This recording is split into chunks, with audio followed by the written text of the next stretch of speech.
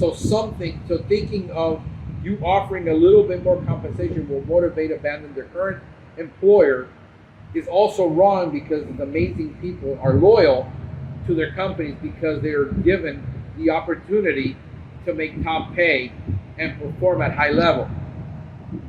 Again, I'm clearing up that everybody's going to come from somewhere, because you don't just get to hire people with no work experience. The question is, if I see a kid at a Starbucks, I just saw this girl. I'm going to give you a testimony. I saw this girl. I was at a Starbucks, and people make fun of kids at Starbucks, that they're baristas. I give them crap about it, but I stood there and they only had 3 people working the whole place. They were really short-staffed. And she somehow remembered everybody's face and who ordered what. And instead of calling their name out, she went around, grabbed the drink off the table, brought it to my table and said, "Here, Frank, I'm sorry about the wait." That's the kind of person I'm going to go after and say, "Hey, how much you making here? If I showed you how to do this so you can make $20 to $24 an hour, would you be willing to start out part-time with me to learn? Because you're going to make part-time more already than you're making here, I guarantee you." She was stressed because I saw her. And then on top of that, she was cleaning counters. She was cleaning the stuff. She wasn't sitting idly by on her phone, texting behind the counter. See, as a recruiter, that's what I'm looking for. I'm looking for people that have the right attitude, and then hiring them, then training them, then investing in their outcome, then raising them, and then promoting them. But if you're in a 5-person company, the chances of you being a manager and upward mobility is just not there for a long while. Especially in a company like me that I'm not interested in growing really quickly.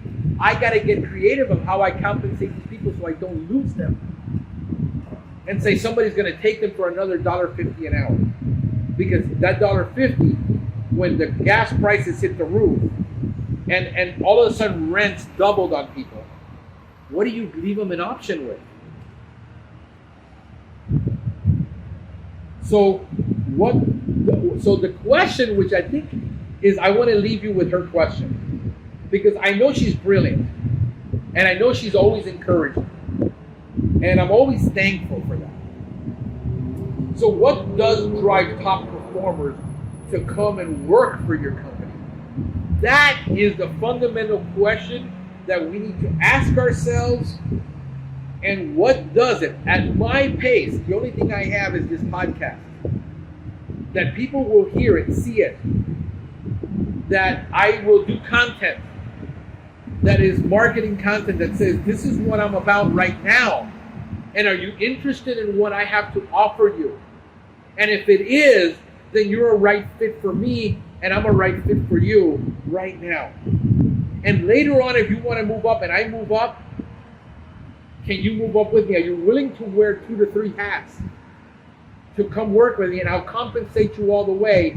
And I'm taking some off my table to give you a little bit more, because it is far more beneficial for me in the short term as I'm building a company and building equity. Understand, you're not getting equity. I am. Right now, companies are paying 2.5 to 3.5 what the company's worth.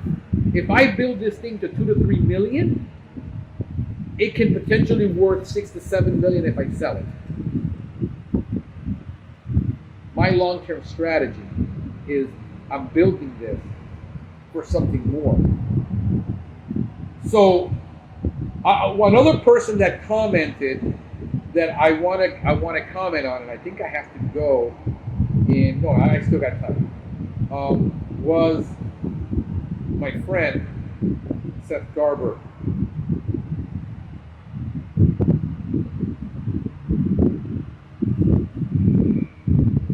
And Seth is very good at what he does. Pest Daily, I recommend you subscribe. I'm going to read this one. I really like your perspective. You're speaking about Sky. Franklin is awesome and does a ton for our industry. However, I honestly dislike the entire conversation around the technician compensation for a number of reasons. The only reason being that increasing technician pay and positioning the company as a top paying attracts technicians willing to leave extra $1 an hour, 1% commission over the years. I have learned that there's always someone out there who is willing to pay more, so the talent we attract will also be the first to leave. Arguably, in Frank's scenario, I would think about creating a golden handcuffs concept that would build long-term technician by building up income based on retention and creating the concept around the type of equity split. Understand, this isn't something I would typically recommend. However, in Frank's case, he's really focused on high pay / compensation. This would keep the type of technician described above engaged and limit the ability to leave while sharing the risk with the company.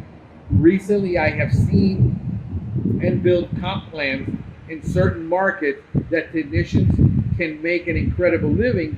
However, the plans are fair to the company and push performance along with quality. Just some thoughts.